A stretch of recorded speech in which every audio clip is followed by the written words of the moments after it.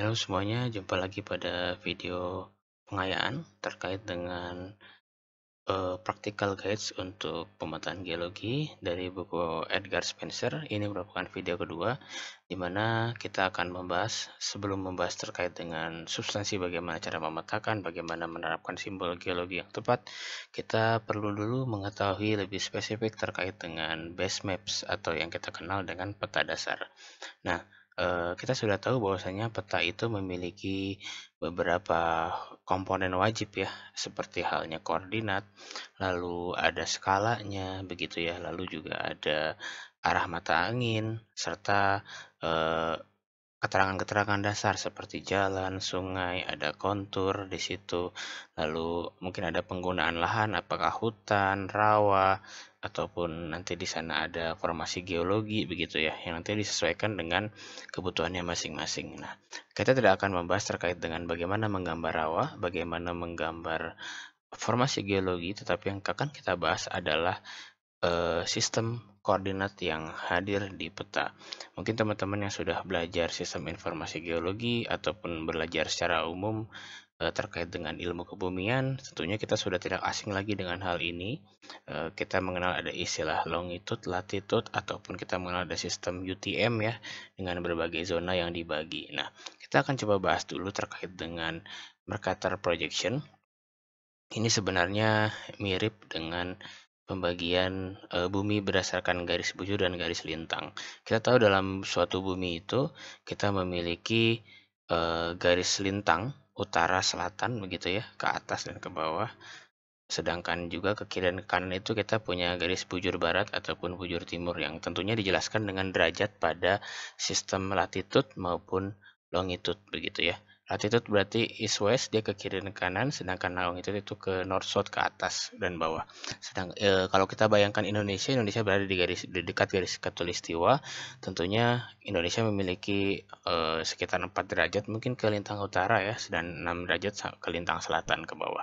Sedangkan kalau kita berbicara garis bujurnya, karena titik pusatnya ada di Greenwich, tentunya di Indonesia akan memiliki bagian lebih timur ya, mungkin di sisi sekitar 100 hingga 110 atau 120 bujur timur begitu.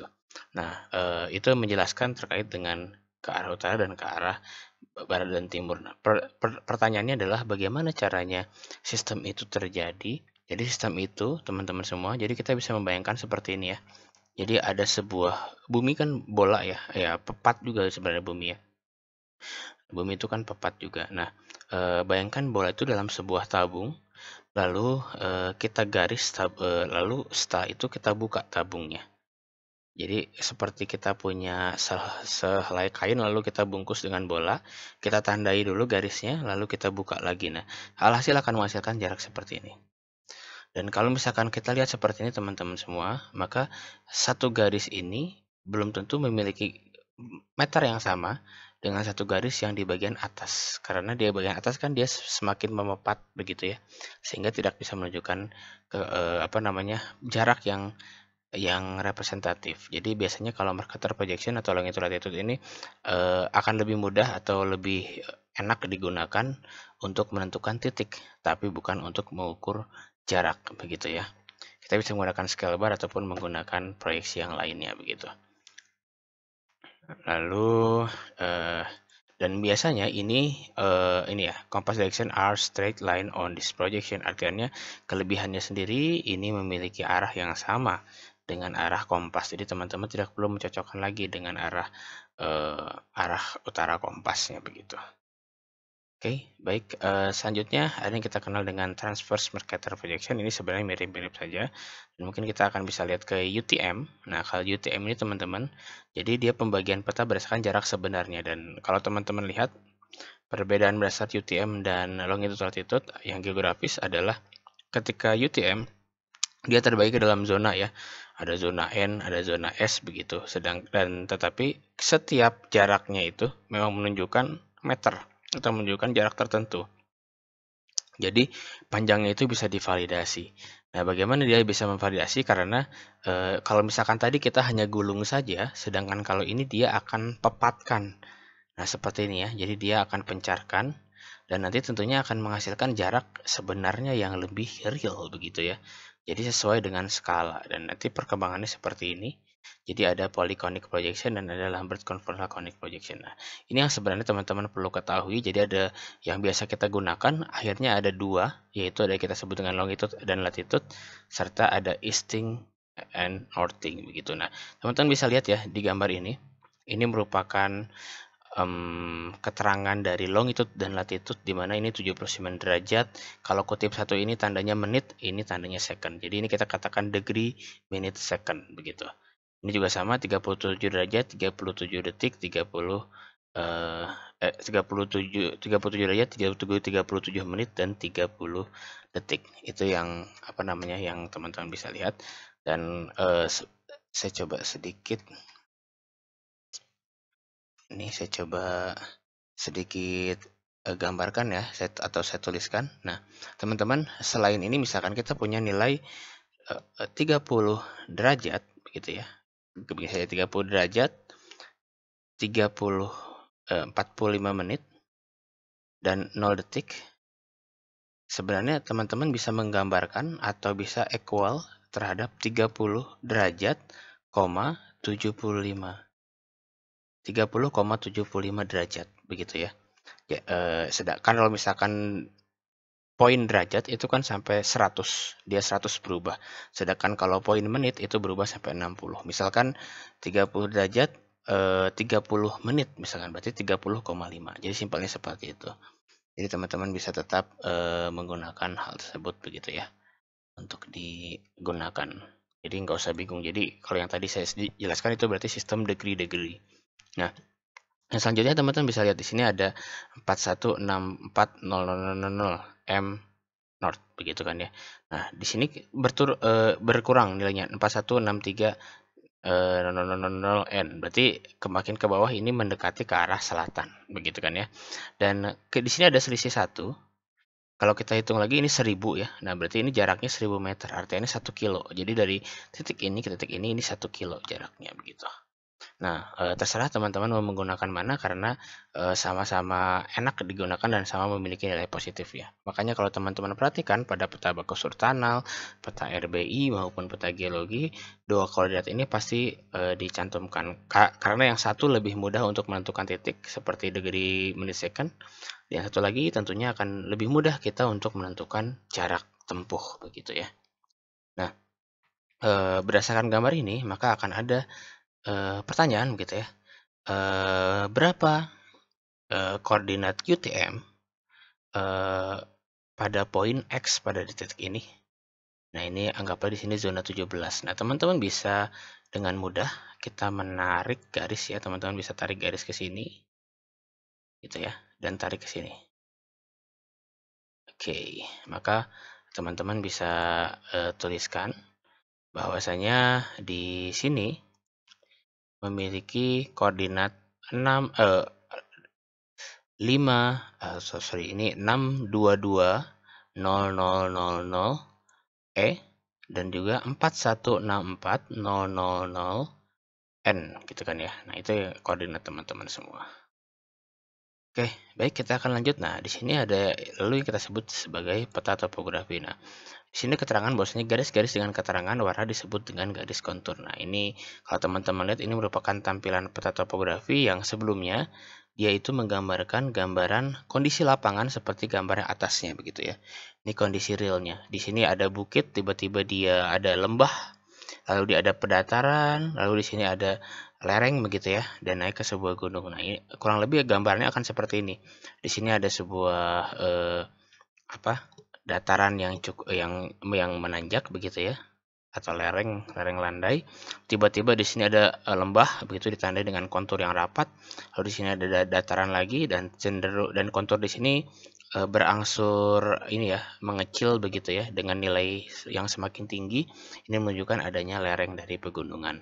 Nah, peta kontur seperti gambar bawah ini adalah mempermudah kita menampilkan visualisasi dari kondisi nyata seperti ini begitu. Jadi tentunya kok ada kondisi nyatanya dulu ya, baru kita bisa buat kontur begitu.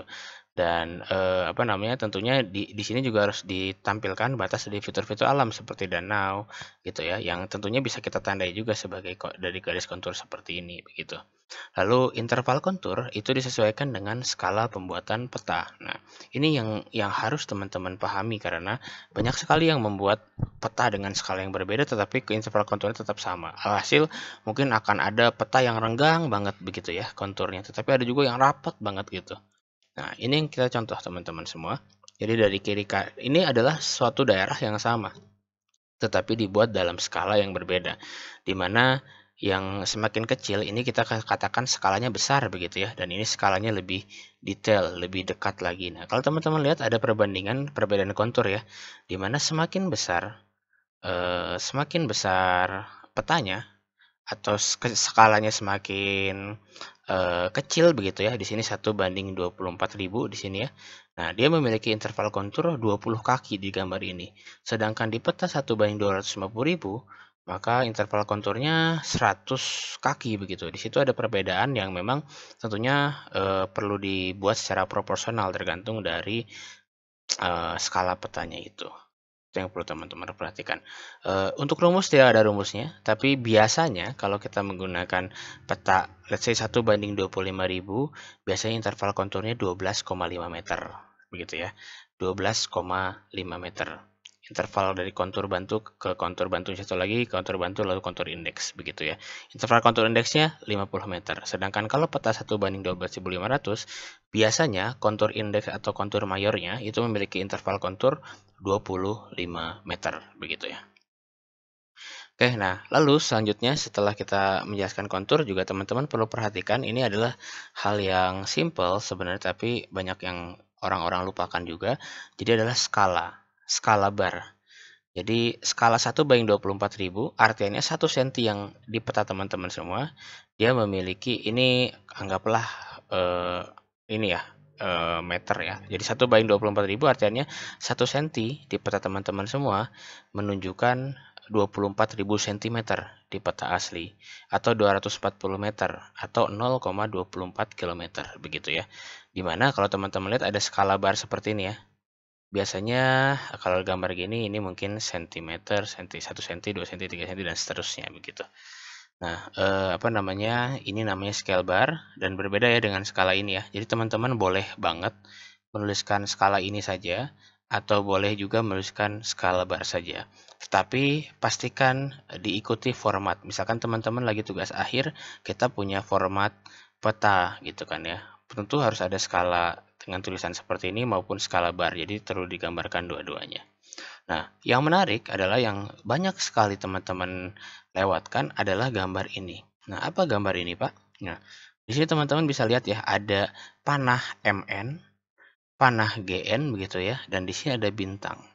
Nah, ini adalah arah utara teman-teman semua, di mana sebenarnya kalau teman-teman buka kompas dan buka peta dengan ada gridnya, itu utaranya berbeda loh. Nah, ketika arah utara di peta itu arahnya seperti ini. Mohon maaf, arah kompas itu begini. Sedangkan grid yang teman-teman lihat di peta itu nggak lurus ternyata. Dia tuh miring seperti ini dan arah utara sebenarnya adalah gambar bintang ini. Biasanya kalau teman-teman lihat di peta-peta yang sudah jadi, dia pasti memiliki 3 gambar ini. 3 garis ini yang teman-teman tentunya perlu perhatikan. Dimana kalau teman-teman buka kompas dengan arah utara, seharusnya bukan dipaskan dengan grid di peta ataupun arah utara dari simbol mata angin di peta, tetapi teman-teman harus sesuaikan dengan arah panah magnetiknya. Nah, ini sebenarnya yang banyak orang-orang nggak tahu begitu ya. Dan ini akan sangat berpengaruh sekali sebenarnya ketika kita melakukan pengukuran struktur yang perlu sangat detail sekali. 1 derajat itu akan merubah segalanya misalkan seperti itu ya. Maka sudut inklinasi ini menjadi penting. Oke, lalu kita lihat ini adalah bagaimana caranya kita menjelaskan azimut begitu ya. Ada azimut, ada back azimut, tapi mungkin di sini dijelaskan dengan istilah bearing. Nah, teman-teman semua, gini, kita punya arah utara ke bagian atas seperti ini ya. Teman-teman bisa lihat bagian atas seperti ini dan ke sini berarti arah timur. di sini arah selatan, lalu ke sini juga arah barat begitu ya, dan ke sini kembali lagi ke arah utara. Nah, sekarang saya akan coba istilahkan dengan bahasa Inggris karena ini adalah biar bahasanya universal. Ketika ada di sini arah utara, maka kalau kita gerakan searah jarum jam, maka dia akan bergerak ke east begitu ya, ke timur. Maka maka kita bisa menggambarkan dari sini adalah north to east begitu ya. Jadi bergerak searah jarum jam north to east. Nah, sekarang kita akan coba menjelaskan mungkin garis yang ini ya. Nih, ketika kita gambarkan garis seperti titik-titik ini dari A ke B ini teman-teman. Nah, dia ini bisa kita jelaskan dengan arah ini kan 0, 10, 20, 30, 40, 50, 60, 7, 60, 8 di sini ya. 65, ini 68 di sini kan. Maka dari sini ditulis north 68 east, artinya north to east sebesar 68 derajat. Begitu. Tetapi, teman-teman, kita juga bisa loh, kita tarik ke sini juga kan. Nah, berarti kan kita juga bisa gambar lingkaran di sini gitu, nggak ada salahnya juga. Nah, teman-teman pun bisa berhak mengukur dari sini. Jadi, di sini juga pasti nilainya akan 68 juga. Jadi, south to west 68 derajat. Jadi sama aja ya, teman-teman bisa mengukur di sini. Atau sebaliknya, kalau teman-teman lihat di sini, ini mungkin sekitar 112 begitu ya. Jadi south to east 112 begitu, tapi itu nggak umum. Tapi bisa juga begitu, south to east 112 begitu, atau north to west 112. Itu N112 derajat west itu boleh teman-teman ya. Jadi jangan bingung dengan istilah itu. Jadi perhatikan saja simbol mata anginnya di awal sama di akhir. Artinya ini north to east atau south to west begitu. Nah, itu untuk menjelaskan apa yang kita sebut sebagai bearing atau nanti teman-teman kenal juga sebagai istilah azimut. Nanti mungkin kita akan gunakan ini sebagai basic untuk melihat pola perlapisan gitu ya. Nah, lalu ini adalah gambar teman-teman. Nah, di sini ada peta ya. Lalu di sini ada konturnya 120, 140, 160 dan di sini ada sungai atau kita kenal dengan istilah stream di sini ya, aliran sungai. Nah, kita punya garis AB, garis CD dan garis EF. Nah, kita gambarkan dulu di sini. AB itu adalah penampang. Nah, bagaimana teman-teman menggambarkan penampang? Nah, teman-teman lihat ya di sini ada ketinggian 200, almost 200, lalu di sini 180, 160, 140 berarti dia menunjukkan sebuah lembahan yang dimana semakin turun di situ ya. Nah, tapi di sini naik lagi. Nah, kita bisa gambarkan dengan garis yang sama AB. Lalu dengan skala yang sama teman-teman bisa gambarkan elevasi. Kalau kita lihat di sini mungkin ketika elevasinya nggak ada yang di bawah 80. Jadi kita bisa mulai dari 80, 100, 120, 140, 160 dan seterusnya begitu. Nah, teman-teman lalu di sini ada 200, kita gambar di sini, di 180 kita tarik garisnya ke bawah sini, 160 kita tarik garis ke bawah sini gitu ya. 140 kita tarik garis di bawah sini, 120 garis lagi, 120 garis lagi, terus begitu ya. Dan nanti akan menggambarkan suatu pola begini. Dimana ini adalah bentuk penampangnya atau vertical sectionnya dari garis ini. Nah, teman-teman juga bisa coba ya untuk garis CD. Nanti kita coba garis CD. Di sini ada 180, mungkin kita bisa terapkan di sini. 1 di sini. Ya, maaf ini pulpen yang ya seadanya ya. 160 kita tarik ke sini. Gitu ya. Nah, di sini nih 160. Lalu 140 nggak ketemu ya di sini ya. 140 nggak ketemu. Nah, kita coba lagi di sini 160, berarti di sini 160 lagi. Ya, oke. Nah, setelah itu udah nggak ada lagi infonya. Ini mungkin sampai 200. Nah, teman-teman bisa gambarkan garisnya. Saya coba ganti warna dengan garis seperti ini. Kita teman-teman bisa sambungkan. Nah, di sini mungkin nggak nyampe 140 ya, tapi mungkin dia tetap harus ke bawah begitu. Nah, kurang lebih seperti ini. Nah, nanti teman-teman bisa gambarkan seperti ini. Nah, ini adalah gambar penampang atau sectionnya untuk titik ini. Nanti teman-teman bisa gambar juga yang EF yang tentunya lebih atraktif ya, karena dia memotong kontur lebih banyak. Oke, dan kalau misalkan saya jelaskan sekali lagi bahwasanya untuk membuat penampang tentunya teman-teman pilih skala vertikal dulu yang digunakan seperti gambar ini, lalu tandai garis elevasinya, tandai titik-titik yang tadi perpotongannya, lalu hubungkan titik-titik tersebut. Itulah cara untuk membuat vertical succession atau vertical section atau penampang. Oke, baik, selanjutnya kita akan masuk ke persiapan untuk peta geologi dan itu akan ditunjukkan di video selanjutnya. Terima kasih yang sudah menyimak, sampai jumpa di video selanjutnya. Assalamualaikum warahmatullahi wabarakatuh.